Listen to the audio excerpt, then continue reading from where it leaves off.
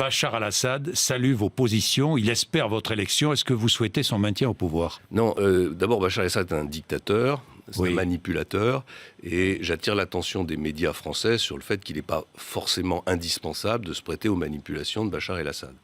La deuxième chose, toutes ces interviews je regrette oui, bien sûr, elles sont. Enfin, on voit bien que c'est une manipulation. Inutile. Un dictateur qui fait des déclarations devant les télévisions françaises sur la politique française, ça s'appelle une manipulation. J'aimerais que les médias français s'en rendent compte. Bon, maintenant, c'est leur responsabilité. Non, je ne souhaite pas le maintien de Bachar el-Assad au pouvoir. C'est un dictateur avec un passé sanglant, comme d'ailleurs son père et beaucoup d'autres dans la région. Je dis simplement, depuis 3 ans maintenant et 4 ans, et les faits me donnent raison, je dis que Bachar el-Assad a le soutien d'une partie de son peuple. Voilà. Sans doute autour de 25 à 30%. Et que parce qu'il a le soutien d'une partie de son peuple, il a réussi à se maintenir.